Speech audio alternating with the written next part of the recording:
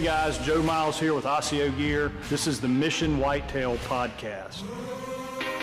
We're going to be doing a deep dive into what it truly takes to kill these mature bucks. We're going to step outside the box and look at the why for gear, tactics, training, and more importantly, the mindset from over 35 years of chasing these magnificent animals all over North America.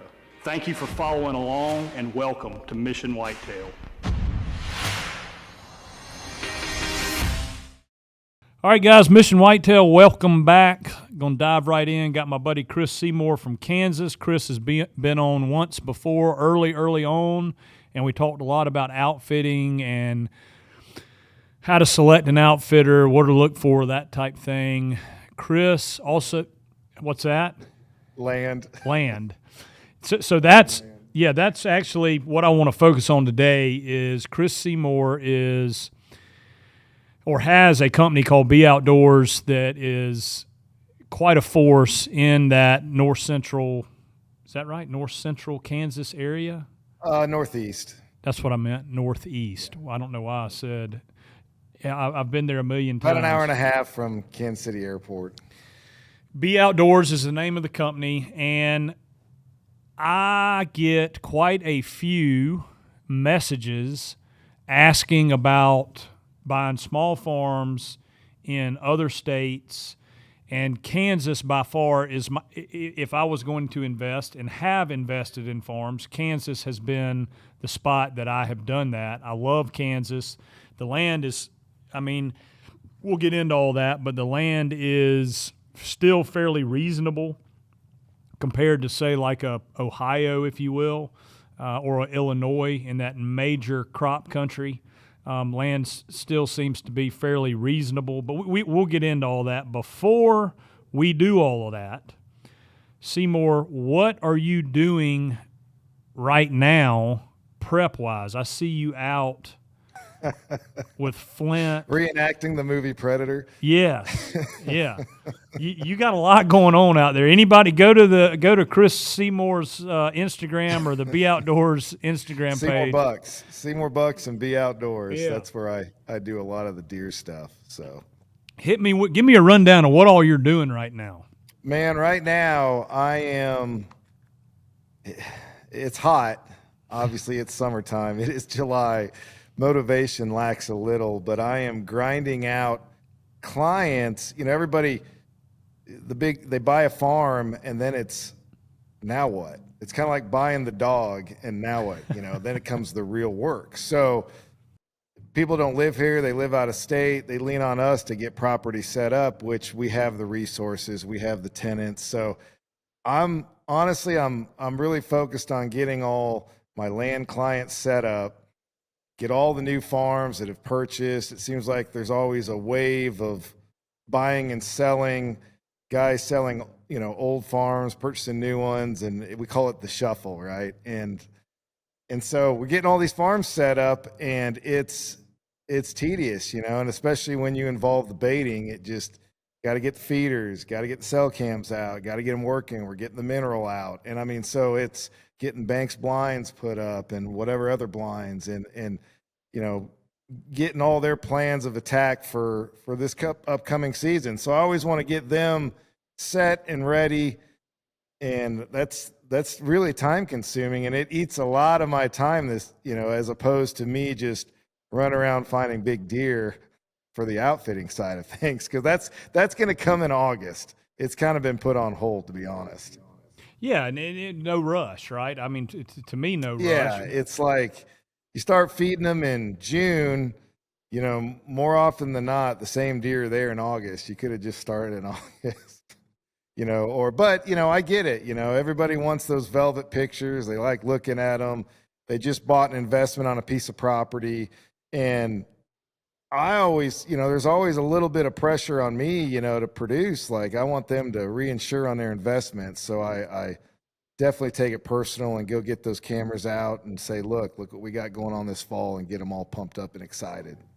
Yeah, and that's an added advantage. I had that down on my list here of things that I want to talk about. But you guys have the management side of the business too. So if a guy from South Carolina, Georgia, North Carolina, wherever buys a Kansas farm, you have the ability to help him with the food plots, to help him if he's got feeders on there, keep the feeders full. You have a team that can do that. Yeah, and it's a collaboration of a lot of people, and it's kind of plan A, B, C, and D with that. Who's available. We work with a lot of different contractors. We do some of it ourselves. We involve our sons. Scott's my kid, Flint, and great summer work for them. So there's no shortage of work. You factor in mowing trails or weed eating, or like I said, camera maintenance. There's a weed triggering my camera. Oh. It's like I'm 800 miles away. I need someone to go get that weed out of the way. There's work for all skill levels and different contractors we use. The fall plots, we're starting that right now. We're going to get all these fall plots rolling, and so there's plenty to go around and always enough to do. And you work around the weather. We were blessed with a 4-inch rain last night. Yes. In mid-July. So yes. EHD, I feel like we're going to not have to worry about that this year in Northeast Kansas anyways. And that's always a good thing. Lots of water. Creeks are full. Ponds are running. And my yard was just starting to turn brown. It's been green all summer, and then we just got dumped on, so it just instant green back up. So plenty of forage for those bucks out there too. Man, that is so good to hear. I just knocked on wood so we don't get into some massive July-August drought. Yeah, lots of chances too in the 10 days. So it's like we're rolling on rain this year. Good. But all right, let's. I guess the title of this one, Andrew, will be like buying small farms out of state, something like that. And it doesn't have to necessarily be a small farm, but for a guy that wants to buy a farm in Kansas, the minimum acreage for them to get a landowner tag is 80 acres. Is that correct? Yes, and always do your own due diligence on landowner tags with the state or with an attorney. Yeah. But yes, the minimum acreage requirements is 80 acres in Kansas, and it can get you some landowner benefits with some other interpretation of things and qualifying. Like you definitely, there's kind of a fine line right now with how you purchase the property, which is huge, and it's a big battle right now. So they're trying to eliminate the guys that are buying land in trusts and LLCs and swapping buddies on there to get tags. They want your name on the deed. They want clear ownership. So when a game warden checks the land, they can see or checks your tag. They can see, oh, he owns this. He's on the deed. Blah blah blah. So do your due diligence on that. And honestly, it's constantly changing and evolving. So, but basically, in a nutshell, right now, 80 acres and put your name on the deed, so you can prove ownership. And it's one tag per 80 acres. Okay, so let's say that Joe Miles and Wells Fleming wanted to buy a farm in Kansas, an 80-acre farm. And Joe Miles and Wells Fleming were on the deed. We bought it. Two guys partnered up.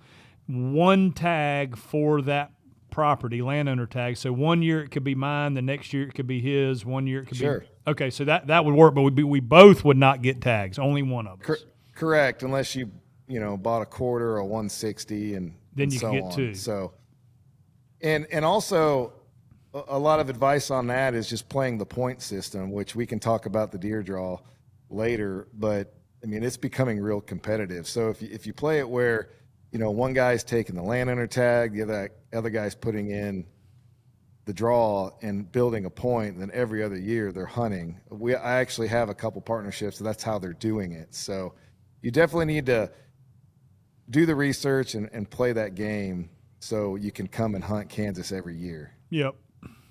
No, that's good, and it is getting more and more competitive. I mean, I'd gone on a pretty hot streak and didn't get drawn last year and hunted on the farm that I bought with you or bought from you. I hunted on that farm, and then we sold that farm. And this year I've actually got a tag. So yeah, all that works. I was curious about if you got two guys that do it, how that worked. But it sounds like every individual's got to have 80 acres, or there's only one landowner tag per 80 acres. Correct. And like I said, if you play those draw odds to where you're alternating every other year of who's pulling the unit tag and who's just pulling the landowner tag, you can make it work. All right. So, and you get into the units, but back to what you said, getting more competitive. I mean, I believe that we're pretty much there, that it's going to take a point to draw. I mean, a lot of clients I had, there were several that didn't draw, without points. So I think now how you almost got to look at it, you better start preparing now, just like other states that you got to build points, kind of figure Kansas an every other year deal unless you're buying property, and then maybe hunting a different state in between. Yep. Well, that's another thing is the other beauty of not only can you guys help a guy that buys a farm, out there with maintenance and getting food plots and things set up. But if a guy had his landowner tag, he could also book a hunt with you, or vice versa. He doesn't even have to get the landowner tag. He could book a hunt with you. You've got thousands of acres under big buck management. So a guy's not necessarily pigeonholed to his 80-acre farm. If he wanted to, he could have that 80-acre farm with his landowner tag, but then also book a hunt. Boyer and Walker and a bunch of those guys have done that over the years, is where they've done both. Yeah, you just got to make sure you actually drew the unit-wide tag, and usually you get 2 units. So you pick a unit, and you get an adjacent unit, and a lot of my stuff is in 2 units together, and that's how we make it work. But I think I'm to the point that it's finally gotten to where I have to get a few more hunters, because now it's, again, the whole every other year thing on guaranteed draw. So I have enough guys that didn't draw. It's like, okay, for once I'm with points, I got enough guaranteed guys next year that I'm kind of full up. So now I got to start planning 2 years out for 2020. Will that be 2027? Yeah. just nuts. Right. I'm getting old. Golly. Speaking of, we got some birthdays coming up, I think. I just had mine, old boy. Yeah, I hit the big 5-0. Oh, yeah. Congrats on that. Thank you. And while we're on that subject, Yeah. 40 wasn't bad at all. 40 was like, yeah, whatever. 40. I'm still in the game. Yeah. 50? That's when you start going, wait a minute now. The chances of me getting to 90 are not very good. And the chances of me being able to I was telling Rick and Wade and Rock and them about how maybe I'll have my midlife crisis now, and they were like, you should have had that at 40. Midlife is past you, buddy. 50 is not midlife. Yeah, 50 is, that's eye-opening, because you look, all right, in 20 years I'll be 70. Will I still be able to climb up in a lock-on stand at 70? And that's only 20 years away. So that's it. 50 is an eye. You got 50 coming up, right?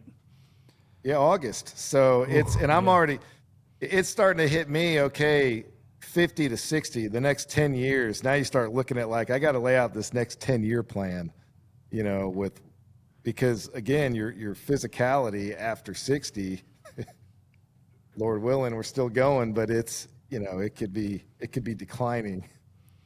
Yeah, for sure. No, you already, mine is, I try and work out as much as I possibly can. But it's not like 5 years ago.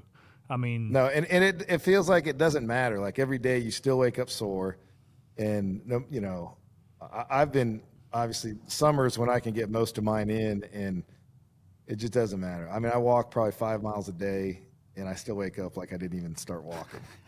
Sore. We're gonna change this from the Mission Doesn't Whitetail. matter how much I stretch, but this is old man talk. I know, that's what I was going to say. We're gonna change this to the Mission Whitetail Grumpier Old Men podcast. Yes. That's it though. That's what we're hitting, and it makes you look at guys like Wade Fatul, who's mid-60s and still I watched him jump 10 feet off a dock into a boat this year. I'm like, if I would have done that, I would have been down and out. I mean, that guy's still hanging stands, climbing trees, building houses, doing everything. So he's an animal. But yes, I think in the moral of the story, and we all know it now, health and lifestyle and choices more important than ever for us. Yeah, for sure. For sure. Which is, another thing is that we're getting to the age where, we can afford to buy properties and that sort of thing. So it's all good. There is some silver lining there. There is some silver lining. Yeah. All right, let's dive back into property. Average sale price, and I know that varies, but just give a like, all right, cheap end, high end, or average, per acre. Man, for Kansas, the farther south and west you go, you can get down an acreage price, and the hunting can still be just as good. So usually you're dealing with less fertile soil, but it's the same deal. The closer you get to populated cities, obviously the price per acre is going to go up. But if you look at Topeka, Kansas, or I-70, and you go west, north, or south, I mean, you're looking at anywhere to $4,000 to $5,000 an acre for an 80-acre tract. Gotcha. And I'm like you. You look at my neighboring states with Nebraska, Iowa, Missouri.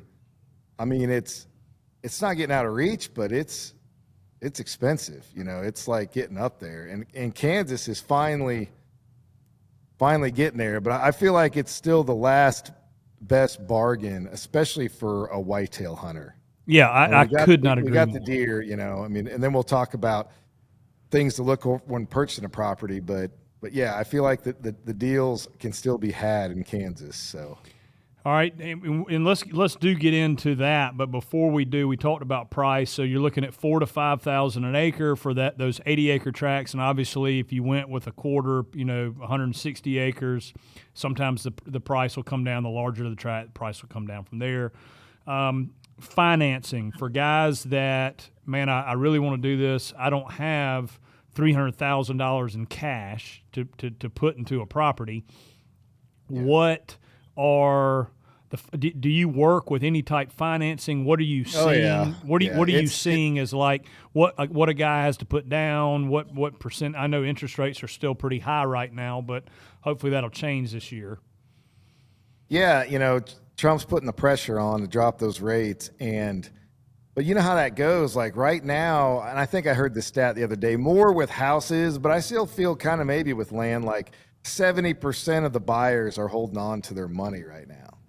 Guys that are waiting for the interest rates to drop. So when they do, it's going to flood the buying pool, because everybody's waiting, sitting on their money, and then that's just going to keep prices going up. Right. So it's one of those give takes. Like, so 20% down is usually the standard on just raw land, doing the math on that. So, and a lot of times there are some benefits, with different lenders. Like I know Frontier Farm Credit they'll give you like almost a point dividend if you bank with them, which is almost a percent off on your loan. There's always some perks, like you can refinance, no questions asked, for like a flat fee somewhere around, I want to say like $600 to $800. So yeah, if you take the plunge now and buy something now, and the saying, they're not making any more dirt, and right. The competition's only going to get harder. So it might be, sticker shock on the interest payments now, and they are rough, 6-7% still. But once they lower those, you can always refinance, and then you already got the dirt. You're not competing with those buyers. So, but there's still a lot of cash out there. I've been, it's been steady for me all year, and a lot of my buddies, Crumrin, whoever. I mean, the deer hunters are buying the recreational properties. Everybody wants a compound, that sort of thing. It's still hot. So, if you're just going to wait, it's just going to keep climbing and climbing, I feel like. So how is go ahead. Sorry. Go ahead. No, I was just saying, I've been sitting back personally too. When was it, like a year and a half ago, when interest rates just jumped, right? So I paid off property, and I've been sitting on it, and I've just been sitting there going, I got to get back in the game. because again, I enjoy it too, because we'll hunt a property, we'll, get the intel and enjoy it, and then sell it, make some money, go buy another one. That's a big formula for a lot of my investors too. So I'm ready to take the plunge too. And I feel like it's going to happen. Like they're going to get that interest rate down by the start of next year. So. Yeah. I think so for sure. I think it has to. It just makes too much sense. I mean, the economy's doing too well right now for it to remain where it is, but we'll see. But okay, so you've got access. Guy calls you, says, "Look, I've got enough to put 20% down. And I can get with your farm credit people and do some financing. But you can handle that as well."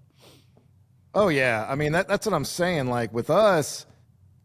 Me, Ryan Limcool, and some of our other agents, Brian Rod, like we have to make it turnkey, like, because a guy needs all that. He needs, the property management. He needs the tenant if they want the crop income, whether it's putting cows on there or planting, soybeans or corn or whatever. So we have to have all those resources included, and it starts with the financing. So, I always say check your local lender.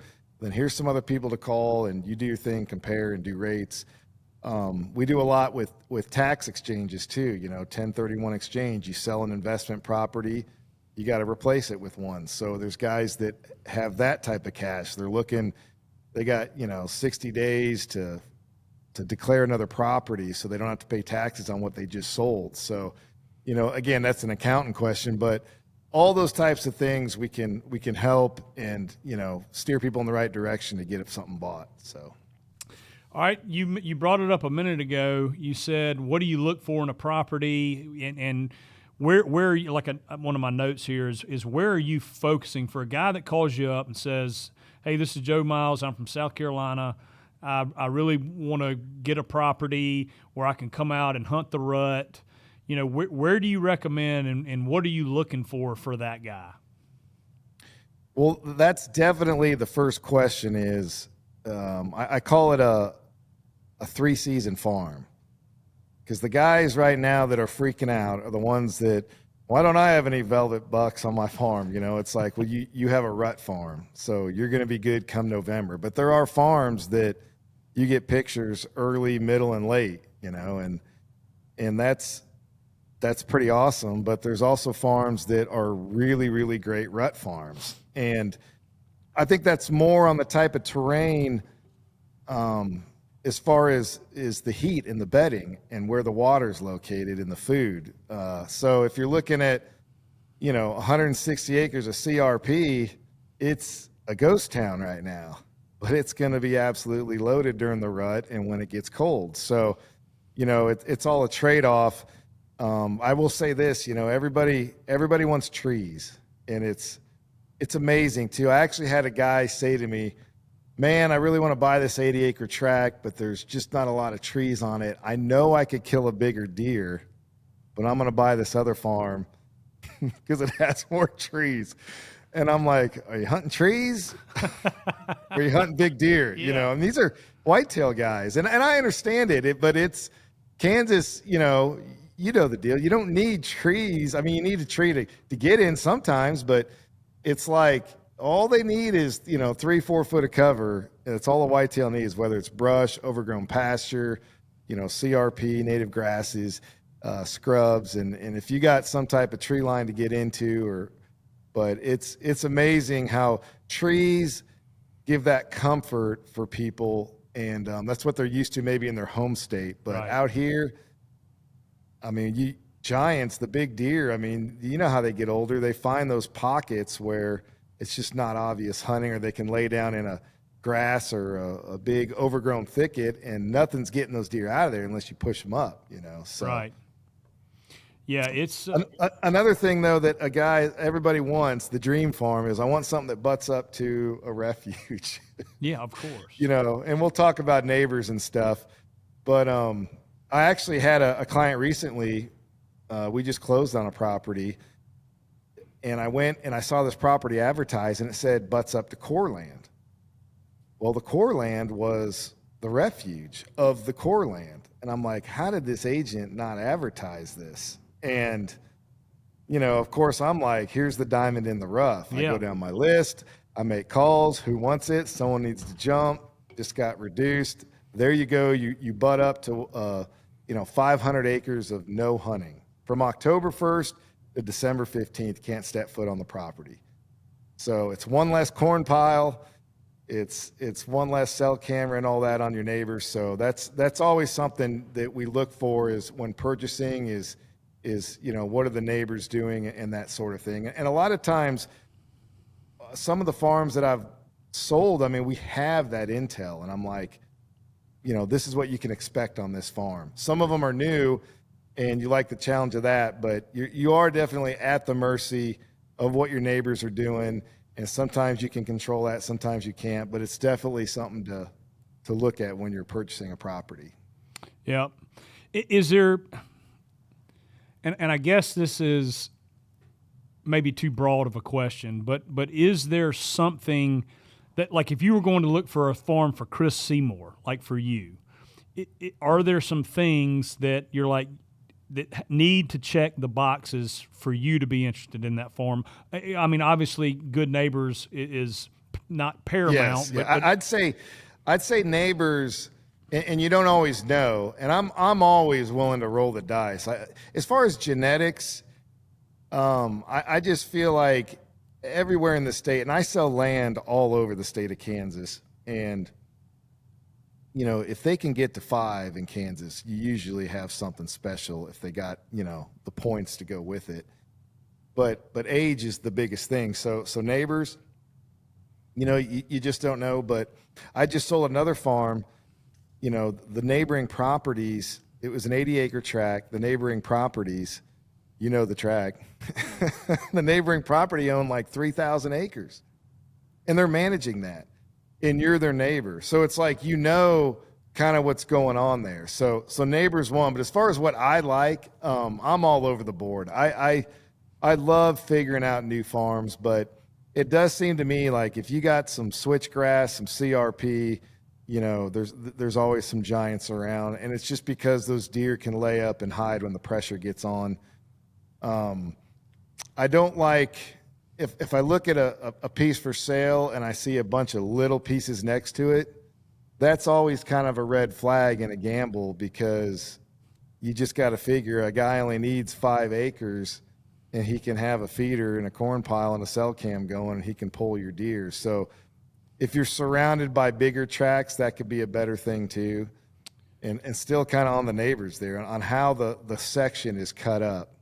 Yeah. But as far as terrain, I love it all. I love hunting hardwoods. I mean, that's just a different hunt. It's like hunting timber mallards compared to a marsh, Sure. It's just, but I had a farm, we owned it together, that was edge hunting CRP grass. Like, I love the visual of a 300-yard, 400-yard looking, and I can rattle a buck over to a decoy. So all types of terrain, water's key, some type of pond or creek. It does seem like, you have to have some water on the place. So, and then, is it too rocky? Can you do a food plot?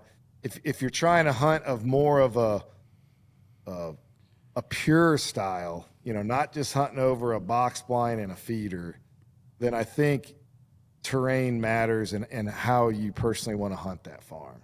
Like I like hunting creek crossings or funnels, pinches, decoying. So that's also comes into play. But it's a thing. Like, I have to, just like when a new hunter comes in camp, I got to look at the skill set of the hunter, how they like to hunt, and then we kind of base it around that. Just like purchasing land. If a guy wants to fly in when it's right, hit the cold front, and go get in his box blind and shoot his buck, I get it. I mean, he's got 4 days to hunt out of the year, so it's however you want to hunt it, so I got to that's what we look for when we purchase a property. But food plots, you mentioned that earlier. What is your go-to there? Like, what do you see? Alfalfa, beans, what do you, because, a lot of guys, when they think Kansas, and I'm asking these questions as if I've never been out there. So, bear with me here, but this is for guys that are really interested in buying property and aren't super familiar with Kansas. But what is your, you've got a property, it's not too rocky, you can get some food in there. What are you throwing in there? And again, it goes down to budget. I know Ryan's doing a lot more standing corn than he used to, but a lot of times that's not cheap either. But the easiest thing to do, even with poor soil, in Kansas, usually you can make something grow, but the fall blends are easy, like a turnip, radish, rye, cereal rye, or wheat. I mean, that's an easy fall plot, great attraction. And we plant those August, September. So that's kind of our easy go-to. Now, if we have the resources and time in the spring, you plant those soybeans, and then you broadcast everything else I just said, the turnip or the wheat, into the beans when they start dropping their leaves, and then you got the best of both worlds. You got standing beans with that. So that's a great blend. We have done a lot of Roundup alfalfa now, and I've always loved alfalfa. Like, if some way you can get it on your farm, I just, I don't know. I just feel like there's not a lot of it anymore. So it separates you from the regular corn bean rotation. You got alfalfa. So the bucks right now, I mean, they're devouring those alfalfa fields. So well, it's got a lot of protein in it too.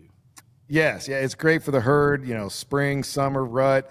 It goes dormant when it gets cold, but the deer are still out there nipping on those leaves. A lot of guys will save a bale or two when they bale it.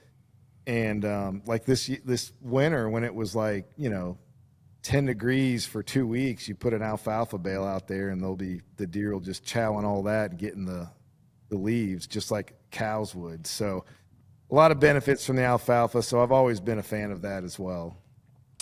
Yeah. Yeah, the alfalfa is different. Obviously South Carolina, we don't have it, but out there. Yeah, you need more of a drier climate, I believe. Yeah.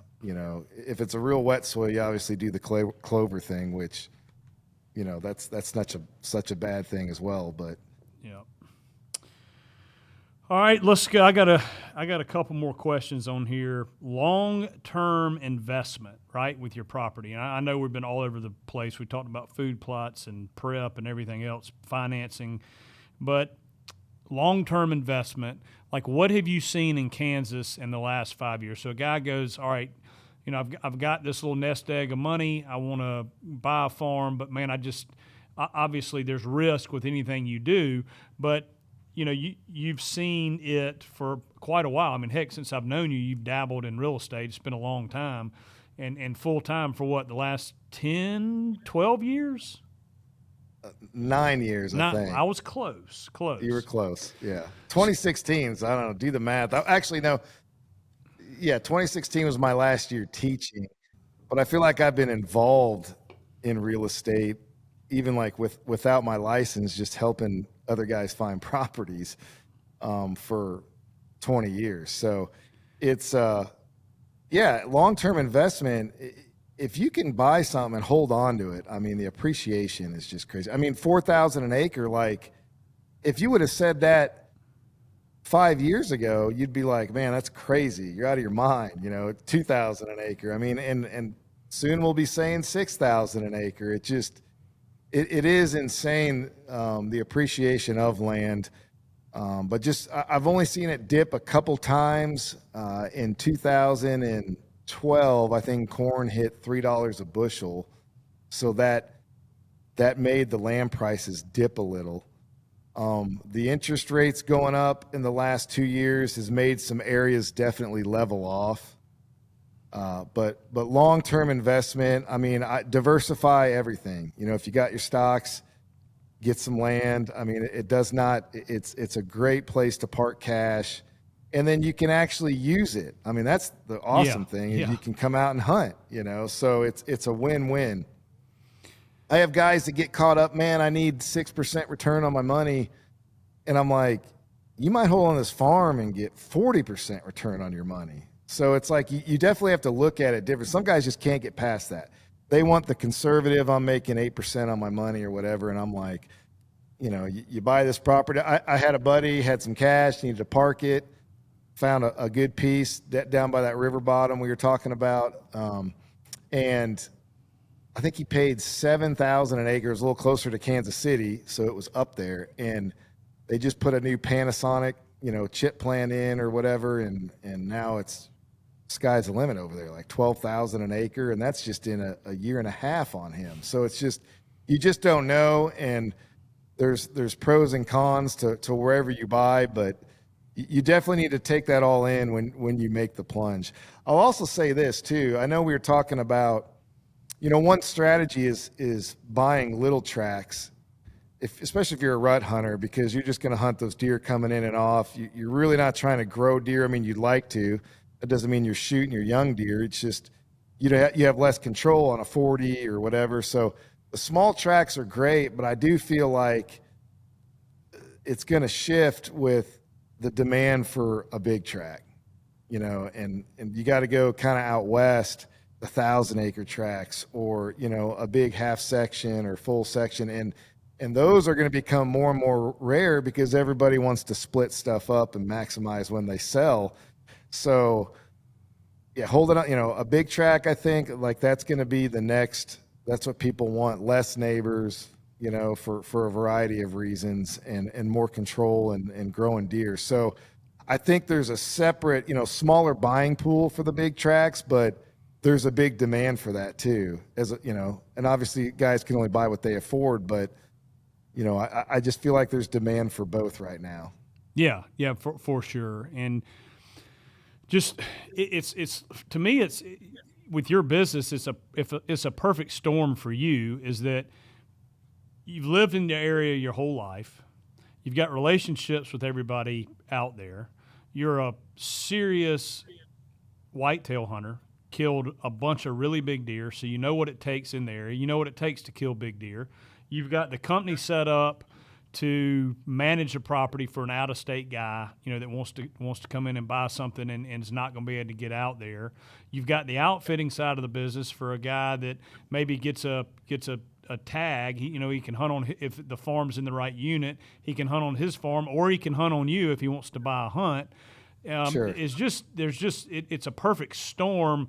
I don't know many other real estate companies that can offer really first of all, the knowledge of an area, the knowledge of real knowledge of whitetail hunting, and then all the added benefits of it. And quite frankly, that's why one of the reasons you and I've done so much together in the real estate space, right? I mean, we've bought and sold quite a few farms over the years. Yeah, and I have the Joe Miles tree of investors and hunters that's gotten crazy, and referrals. And I mean, I pride myself on referrals, and trust is everything. I mean, I sell a lot of property sight unseen. What are you looking for? Okay, I found it. Buy this. And a lot of, the first thing, man, I've never done this before. I should I come out and look at it? I'm like, you can do whatever you want, but I'm just telling you, this is what you're looking for. We need to grab this. And that's me putting myself on the line. But I mean, that trust and working with those people. And again, with my, and I don't want to sound like ego, but credibility, knowledge. I mean, like you said, I've been around the game. I know what people, what their expectations are, what they're trying to hunt. And I want everyone to go away, even my hunters. I had a great hunt, for whatever reason. So it does work. Even with the Team 200 stuff we've done for years, the land sales, the outfitting, it all works together. A lot of guys come hunt with me on the outfitting side, and then they're like, "Man, I want to come back every year." Well, then they end up buying an 80 and they're off on their own. And so now I got all these hunting camps of these monsters I've created, and the rut comes around, I got my own hunters, and then I got to go visit all these camps, the guys I've sold land to. You got to go have dinner and a cold beer. Yes. Oh, yes. Boy. Which is great, but man, it gets a little overwhelming at times too. So, but I mean, I enjoy it, and it's all part of it. And, you know, it's just a grind, and it's a different grind. You know, people think, you know, I got out of the 8 to 5. I was a school teacher for 16 years and guiding at the same time. And, oh, you must have all this time on your hand. It's just different. You're on, you know, you're just a lot of conversation, a lot of phone time, and a lot of building relationships. And that's the part I like, because with those relationships, it's just going to spur more buyers, you know, more sellers, and obviously, you know, get some guys out here to hunt. They like it. Hey, I'd like to start doing this, and, you know, get a you know, food plots going and do it on their own or whatever. So we try and help however we can in that aspect. Yeah. No, and it is. And like you say, the reputation is absolutely, you know, over the top. And we've done that, right? You've said you need to buy this one, and I never set foot on it. We bought it. Heck, I think we bought one and flipped it a few years later, and I never walked on the property. Yeah. I had one client that never stepped foot on the property, and this is going to open a whole nother can of worms, because he came in that day, never stepped foot. I had everything set up, feeder, cell cam, whatever. I said, all you got to do is hang your stand at your lone wolf up in this tree, and he hung it up and shot a 175. Well, that happens for everybody, right? Being on the property for an hour, you know, after buying it. And that, you know, it just, on a sense, it's like, you know, was that even hunting? That's a whole nother topic. But it just, yeah, sometimes we can make it as easy as you want, or you can make it, you know, your own. So same with my hunts. You know, I read the room, read the hunter, and man, I mean, I love the rut. In fact, I just had a Team 200 episode air, or no, it's coming up, I think next week, that Voisey edited, and he has me saying this line.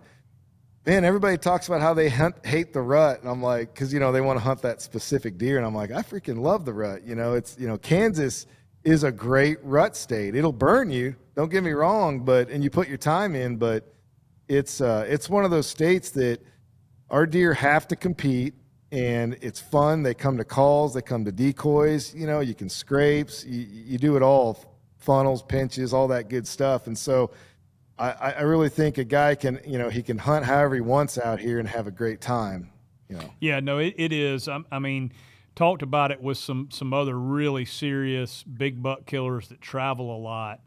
And I mean, it's, if they did away with the baiting, which I don't think they're going to, Kansas, in a lot of guys' opinions, would be the best state. Yeah, it's, well, like the scenario I just said, you know, when I know like 3 or 4 giants that are killed within the average hunt time of one hunt from each of those guys, like, you know, that's just, I don't know how we can keep up with that type of killing of those quality deer and keep them around. Yeah, so. You can't. You know, it used to be that you couldn't, for the masses, you couldn't buy a big whitetail buck, right? You could book a hunt. You could book a hunt, and this always steps on guys' toes. And guys, I'm not trying to offend you, but you could book and pay an outfitter enough money to get you on a big elk. You could pay a guy enough money to get you on a big sheep, to get you on a big mule deer. You know, you could buy the governor tags or whatever it was and go and get right in the limited draw area, whatever, and you would kill the animal you were after. It used to not be that with whitetail. There wouldn't be an outfitter alive that would guarantee you in a 7-day hunt, no matter how much money you paid him, 100, 180, 170-inch deer, a Boone and Crockett deer, just wasn't possible. Now money can buy that. It's gotten to a point where, man, you can buy that deer. Yeah, it's, you know, it's just the result of technology, and it's always evolving. Same way with fishing and live scoping, you know, it just, the cell cam thing, I don't know what to say about it. And obviously the baiting, I would like to see it go away, but it won't, you know. And it just, you know, losing our way as hunters. I mean, again, we're getting on a soapbox here, but that's why, you know, I almost try and convince people that you can have just as good as a hunt during the rut not staring at a corn pile, but again, to each their own. It's legal, do whatever. Again, I've killed plenty over bait. I don't want to sound like a hypocrite, and so have my kids. And, but we do have a joke about that. If a 3-year-old can do it, how hard was that hunt? We get up in the comforts of a box blind and put that crossbow on them and pull the trigger. It's like, it's just different. It's hunting. It's a different type of hunting. It's ambush hunting, and it's I call it an assassination. That's my term for it. You're plotting an assassination. Yeah. So, and it's effective, and the bucks that get away from it, my hat's off to them because I like seeing it. And now you got to factor in the whole thermal drone thing, which in Kansas, it is not allowed to recover deer using a thermal drone. Really? Yes, it is still against the law. Even on private property, you can use a drone to scout on private property the day before you hunt. So you could, the day before you hunt, 24 hours before you hunt, in the morning, you could fly a bedding area, see where a buck was bedding with your drone, and then you could go back and plan your hunt around that. Correct. Wow. Which, honestly, that's kind of no different than a cell camera if you're in the right bedding. But, it's that up-to-date intel. So they want 24 hours, so... a cell cam's got a limited field of view and a limited range. Oh yeah, that Drone, no, trust me, man. It's like going down these rabbit holes are just nuts. But that's the last I read the drone laws for Kansas. They haven't opened up the recovery part of it yet, even on private. So, and definitely not on public. And I don't even think you can scout on public.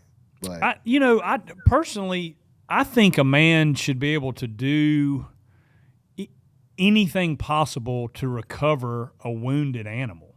Whether if you shoot a deer, you gut shoot him, you hit him in the ass, whatever it may be, man, I think you owe it to that animal to do everything you can possibly do to recover him. And whether that's using a dog, I get the whole leash law, having a dog on a leash so that he doesn't get off and maybe jump another deer and run on somebody else's property. So I can get on board with that, but you're using the dog to follow him up, using the drone to find the deer. It's a personal thing, but I think it's an okay thing to use a drone to try and find a wounded deer. I think when it gets perverted and people are looking for a wounded deer, I'm putting air quotes around that. Well, that's the whole thing. It's like you're going to encourage more people to go buy them to scout with.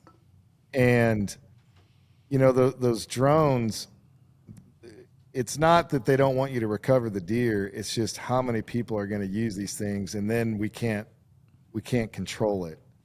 Right now our thermal season, it starts in actually someone told me that Kansas just opened the thermal season like year round now or something. Thermal like coyotes. Coyotes. So that encourages everyone to go buy a thermal. Oh boy. And now it's October and you're coyote hunting in quotes, so it's just like, I don't know. Again, I don't know how we can regulate. It's just the honest guy policing it himself, because you got thermals, you got, thermal scopes, you got guns, you got lighted reticles on crossbow. A guy could sit there 30 minutes after a hunt and still shoot a deer off a feeder.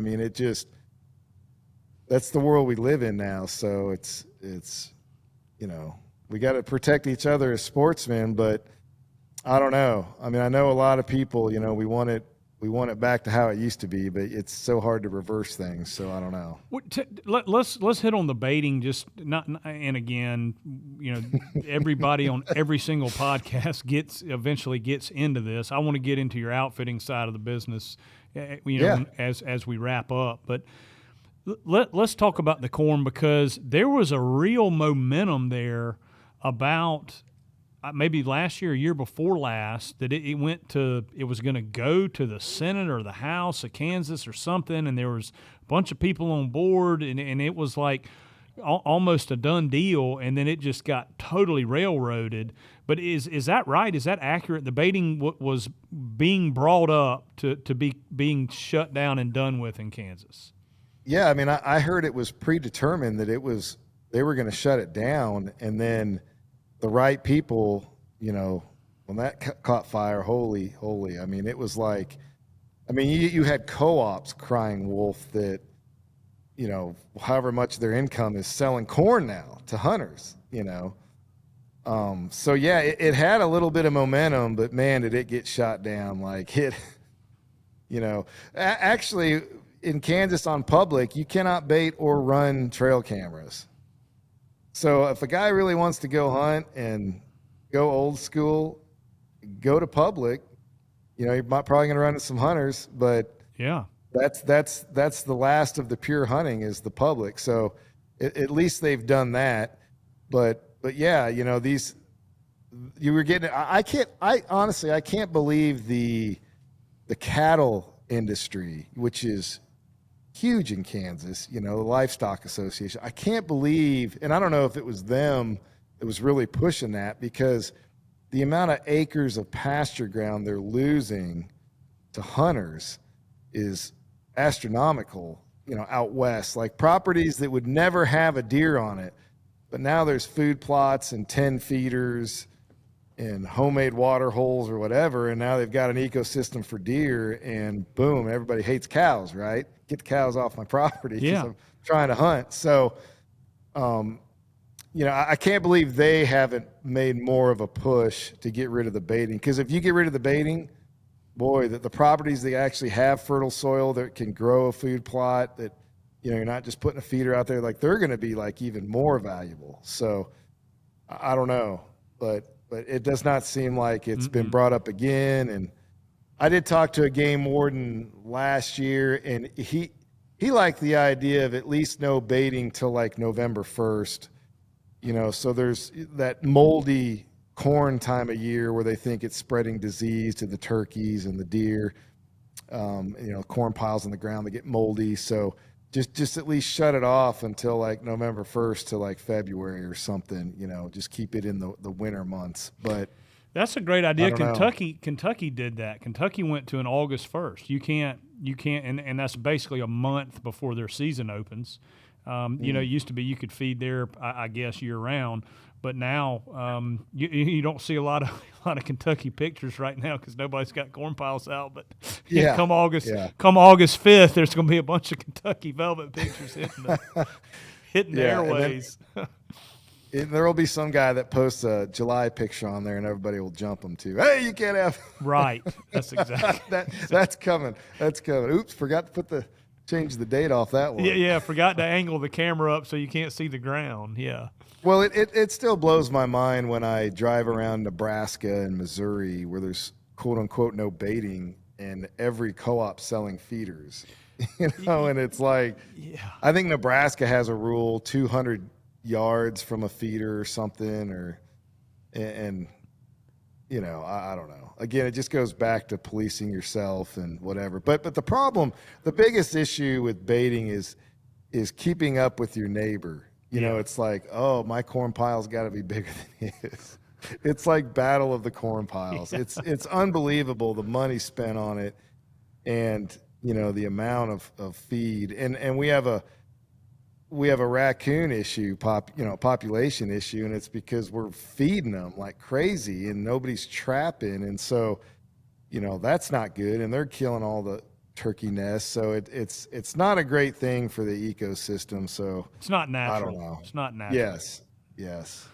All right, let's dive into the outfitting business just for a minute, because I do, man. I can't tell you the number of messages I get, and I forward them to you guys, looking for hunting. Yeah. Who's that guy you hunt with in Kansas? Who's that guy? So, guys, this is him. This is the guy in Kansas. This is Mr. Kansas.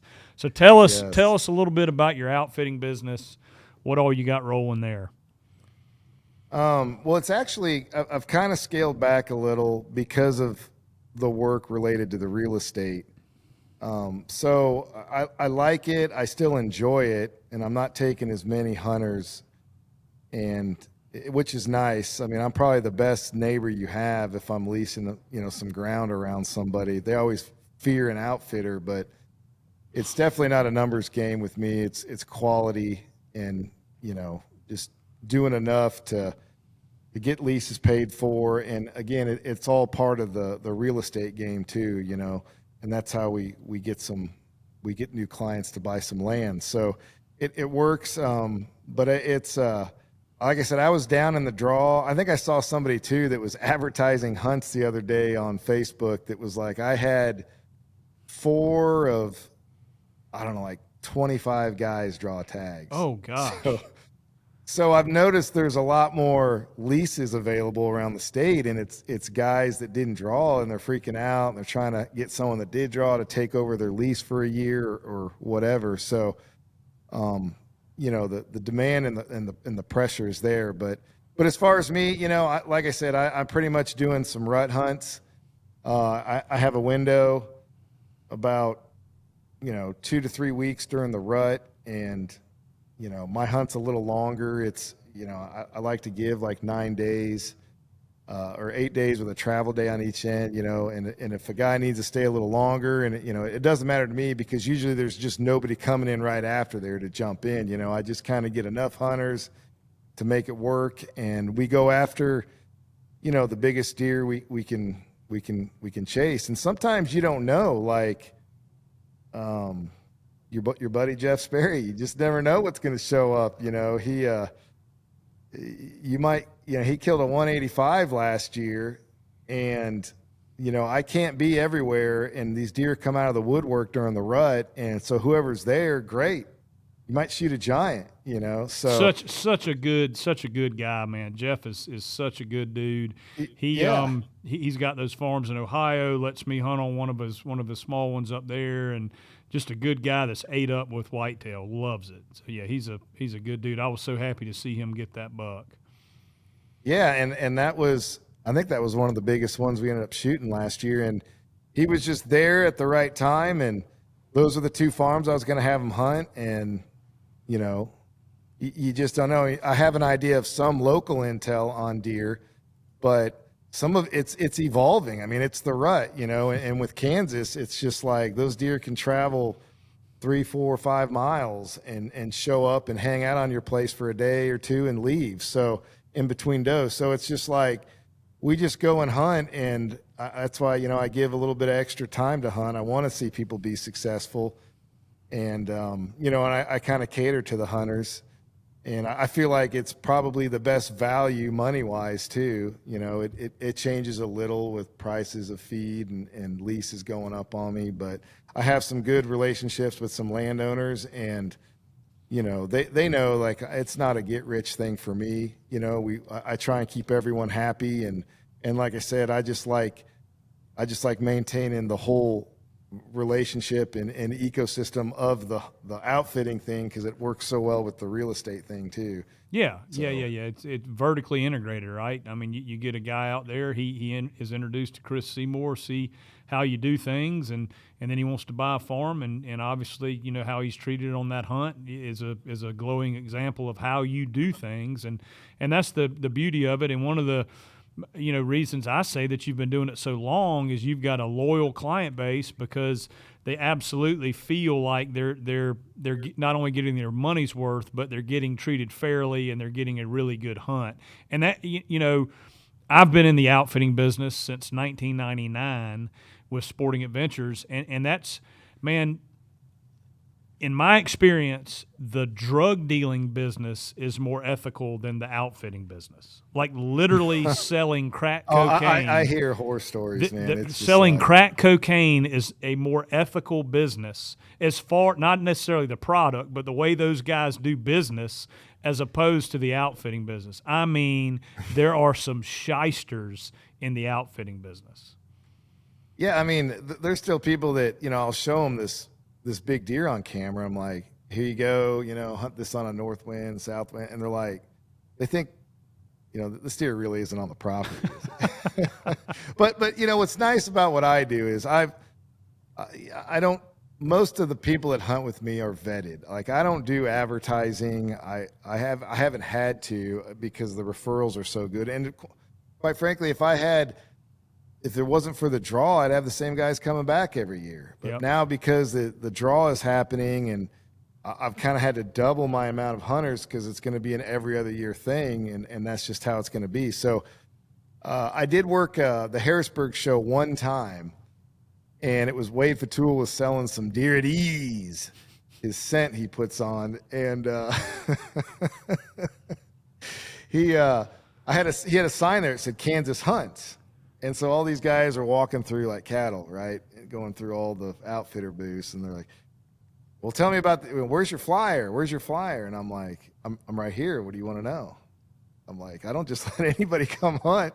I'm going to interview you, and see what you're like, because this is not a big commercial outfit money game where I'm running people through, every 5 days, and stands are overhunted, and we don't have the big deer to support the hunts. I'm like, so yeah, it's kind of an interview deal, and I want good guys with realistic expectations, and it's just worked for me. I'm actually, I think this is 25 years, so this will be it. This is year 25. An anniversary. Is that the golden anniversary? 25. I don't know. It's crazy, and I'm like, holy, 25 years, and it's been a long time, but and I always thought that this would come to an end, and it's evolved in something that's really sustained, and that's through a lot of hard work, and again, maintaining those relationships with the landowners. I mean, obviously I couldn't do it without them, and how I do it. It's worked, and a lot of guys, a lot of my hunts are built on trust. I'm not there to babysit you, I'm not counting arrows, and so it's a respect thing, and everybody's, like you said, it's treated like a real hunter. They can make it like their own hunt if they want, hang some stands or move. And I mean, I've heard guys tell me, I was told to sit here every day for a week, and I could see my buddy 200 yards from me, and I never saw a deer. I'm just like, oh yeah. There's lots and lots of those stories. Yeah. I hate the term outfitter, because it's such a dark cloud that, like, oh, he's the outfitter, and no, it's more personal than that. So yeah, it's almost like a lease DIY with some intel. And that's what so many guys have liked about hunting with you, is that a lot of the guys, especially guys that listen to this podcast, and they like to do a lot of it themselves, and they feel like that's that's more rewarding to them, to be able to come out there, and then you can give a guy that if he wants a corner of a property and some intel, maybe, hey, this buck's been in here, here's some pictures of it, have at it. They can knock themselves out and go kill that buck. A lot of times that turns into 3 days in, man, I hadn't seen anything. No, it's awesome. Well, I just got done talking on that latest Team 200 show about musical stands. It's like consistency is good during the rut. All about that. Yeah. And these guys, I provide too much land to hunt, too many options, so that it's always, some guys, the grass is greener, they're just jumping. I'm like, I had one guy once is like, hey, I just glassed a 180, 190 inch deer for 30 minutes with a doe. And then he'll look at me at the same face and say, where do you think I should hunt tonight? And I'm like, well, you want to leave?